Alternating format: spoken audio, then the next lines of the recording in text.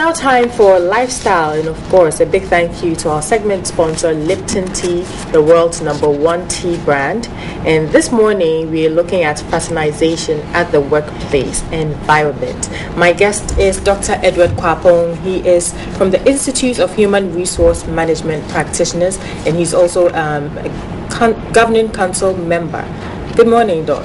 Good morning. How are you this morning? Very well. Okay.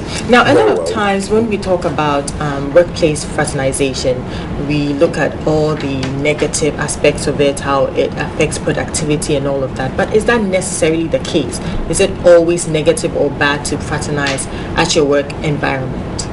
Not really. There are positive sides and the negative sides as well. Indeed, we have something we call coaching and mentoring. And it's a formal way of aligning junior workers or subordinates with potential to senior ones who can then coach and mentor them. They will serve as the role model, and then the younger one will be picking all the soft skills from him. Okay. So it's not always doom and gloom. Always, negative. Okay, but when we talk about fraternization itself, what does it mean? What does it mean to be fraternizing at the workplace? Is it just normal chit chats during work hours, or it goes beyond that, going out for a meal, going out for a drink, meeting outside the workplace, and all of that? That's right. Well, getting into a very close affinity with another worker at the workplace, which may extend beyond normal working hours, to say, like you said, going to a pub for a drink and that kind of thing. That can have serious negative effects on productivity, because if it is between a subordinate and a supervisor, then the supervisor, as a result of that relationship, may compromise on a lot of things in terms of, say, performance appraisal. How do I rate somebody I'm so close with? In terms of selecting training programs for the individual, in terms of assignments, special projects and all, it becomes a bit difficult that way to control the subordinate if you have that kind of very close relationship or affinity with the subordinate. Okay, so then are we saying that it's only negative or it's only bad when the friendship is between a subordinate and a lower employee, or? Not really. Yes, when it is between a supervisor and a subordinate, and if the two belong to the opposite sex, then it becomes a bit suspicious, and people read all manner of meanings into whatever one does to the other, and they impugn motives. So then it becomes a bit questionable, But these days of management, we are moving away from IQ, to EQ. And EQ is emotional intelligence. At times, as a supervisor, to get the best out of your subordinate, you want to draw closer to him, find out what is happening to him. Even at times, you go beyond, the office environment to find out what is happening at home. And so that way, yes, you draw closer, but for good purpose. The motive isn't bad. But where an amorous relationship results out of that close relationship, then it becomes a problem. But what is so bad about an amorous relationship, like you put it? I mean, a lot of times, a lot of employees find their spouses or partners from the workplace. Absolutely. So what is so bad about an amorous relationship developing in the work environment? It's not bad per se, but then, like I said earlier on, then it leads to one party compromising on certain basic principles, not able to apply the policies the way they should be applied. Maybe getting some special favoritism and that kind of thing. So that is the negative aspect of it. And when that if it's a level playing ground, we are both employees at the same level? That's right. It's easier to manage that kind of relationship better. But even then, what kind of example are you setting for the others?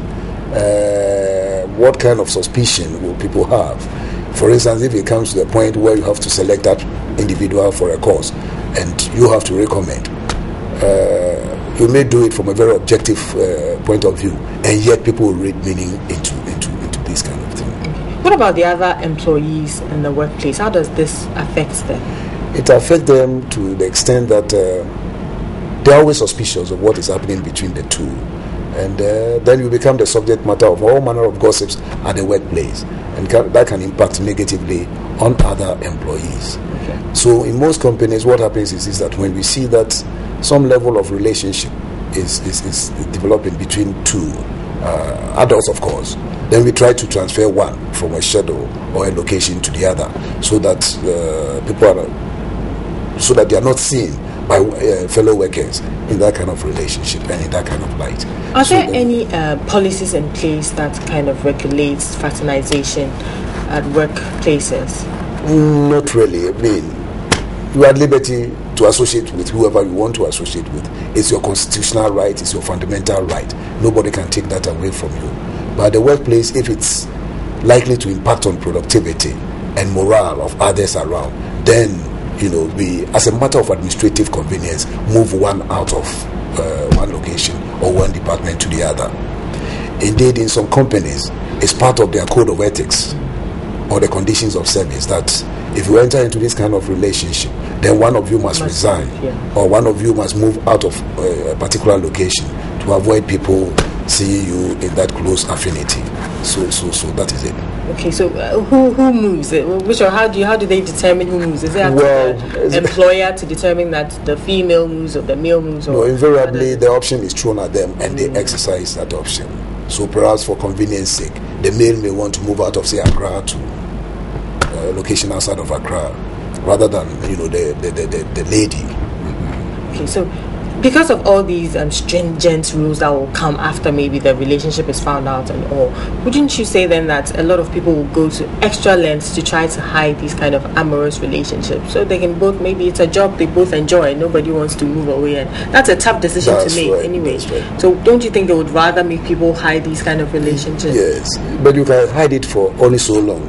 You get to a point where you cannot hide it any longer, and particularly if it develops into a marriage, then everybody will see, because there will be that social function where people attend the wedding. But so I know that for some companies, one of the two in the relationship may be asked quietly to resign and to save the face of the other. Where does HR come in all of this? Well, we are into people management, and we are managing the feelings, the sentiments, the motivational levels of staff, and therefore we always come into this to make sure that those relationships do not affect the work that they do, the level of productivity at the workplace, and then the moral standards. Particularly if it's between equals, then people are not concerned. But when it is when it's vertical, a senior person coming down to the level of a junior one, then it creates problems, because then the junior one becomes the subject of all manner of gossips, because she benefits in terms of favoritism from the relationship. It could be real, it could be apparent, but then whatever you do, because of that relationship, people are reading this into it. And at times it even undermines the moral standing of the senior one in the eyes of the younger ones.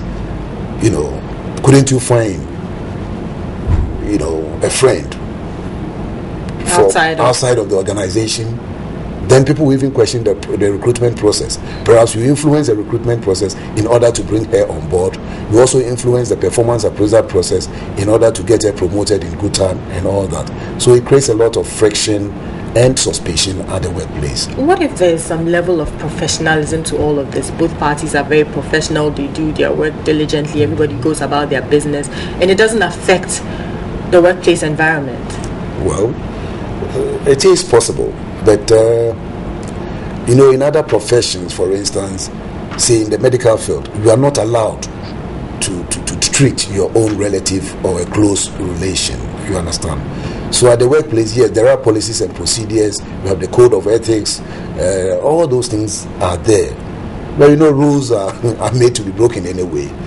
One way or the other, your judgment may be clouded, and then you pass a judgment that people will say that you have exercised the wrong discretion in this matter.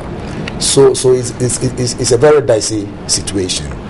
But like I started with, situations where we line up a subordinate and a supervisor for purposes of growth and development, we encourage that. It's formal. We call it mentoring and coaching, and that is accepted. This is your role model. Look up to him. Pick all the good things in him and grow. So you progress along a certain line.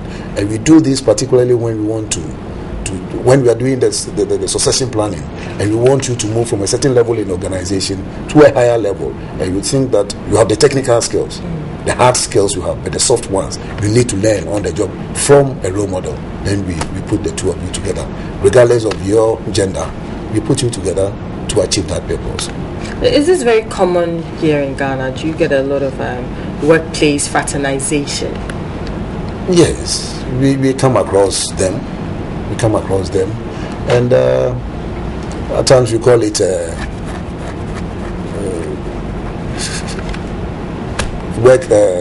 workplace love, and the very word love used brings out a certain connotation. It's pejorative, so people begin to wonder, why are you doing this here? All right, but of course it's natural. Exactly. We are a human society. The workplace is also part of the society, so people will come together and be drawn together one way or the other, either by blood relation, either by the tribal connection, the schools that they attended, the games that they enjoy, and all that. So you get people fraternizing. It's common, and until it goes to the plane or the stage where it's turning into love affair, we don't complain that much. Does this also affect the individual in any way at all? I mean, of course, you have a partner at the workplace, you're not really focused, you go to work and you're daydreaming about seeing them the next day and all of that. That doesn't allow for concentration on the job.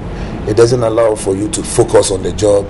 You are managing two things at the same time: managing the work, the demands of the work, the assignment or the job schedule that you've been given, and also managing your relationship with this individual in the hope that you do not want to do anything that will hurt him.